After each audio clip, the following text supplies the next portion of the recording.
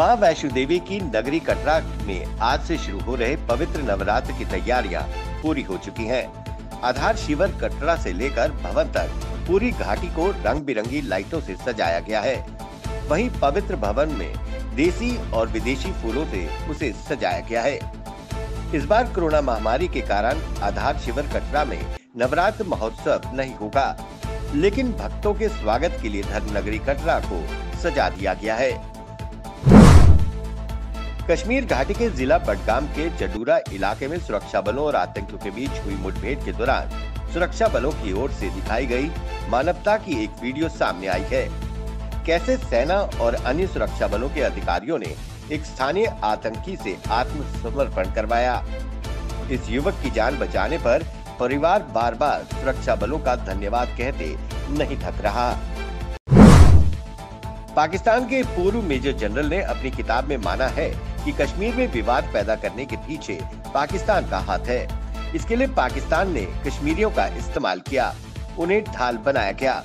भारत से आजादी के बाद कश्मीर हथियाने के मंसूबे को लेकर अभियान की कमान संभालने वाले तत्कालीन पाकिस्तान के मेजर जनरल अकबर खान ने अपनी किताब रेडर्स इन कश्मीर में ये खुलासा किया है। बैक टू विलेज की पहल के बाद अब 19 और 20 अक्टूबर को प्रस्तावित माई टाउन माई प्राइड कार्यक्रम के तहत स्थानीय निकायों के लिए विशेष फंड की घोषणा की गई है। उपराज्यपाल मनोज सिन्हा ने माई टाउन माई प्राइड के तहत नगर निगम क्षेत्र के लिए 5 करोड़, नगर परिषद क्षेत्र के लिए 50 लाख जारी करने की घोषणा की। विदेश मंत्री एस जयशंकर ने कहा कि पूर्वी लद्दाख में वास्तविक नियंत्रण रेखा LAC पर बड़े पैमाने पर हथियारों से लैस चीनी सैनिकों की तैनाती भारत के लिए कड़ी सुरक्षा चुनौती है। उन्होंने कहा, LAC पर हुई हिंसक झड़प में भारत और चीन के बीच 30 वर्षों से कायम हुए संबंध बिगड़े हैं। पाकिस्तान की एक अदालत ने पंजाब प्रांत में करतारपुर गलियारे खोले जाने को लेकर इमरान खान सरकार से सख्त सवाल पूछा है। लाहौर हाई कोर्ट ने अधिकारियों से ये स्पष्ट करने को कहा कि क्या ये परियोजना प्रांतीय सरकार के मामलों में दखल नहीं है। जज ने कहा, संघीय सरकार ने प्रांत के मामलों में हस्तक्षेप किया है। उपसेना प्रमुख लेफ्टिनेंट जनरल SK सैनी का 4 दिवसीय अमेरिका दौरा आज से आरंभ हो रहा है।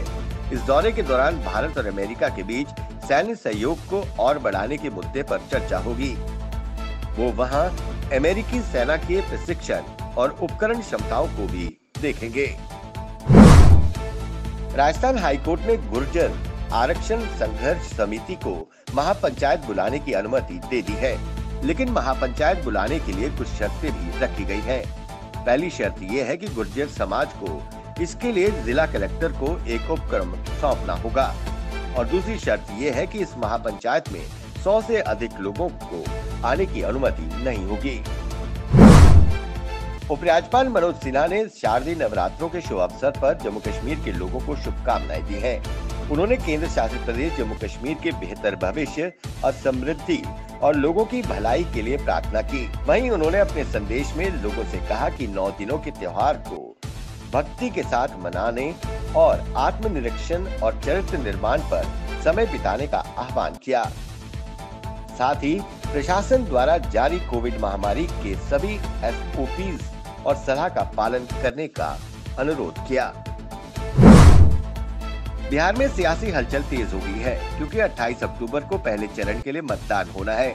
ऐसे में सभी पार्टियों की कोशिश मतदाताओं को अपने पक्ष में करने, राज्य की सत्ता पर काबिज होना है। वहीं महागठबंधन ने अपना संकल्प पत्र यानी मैनिफेस्टो जारी कर दिया है।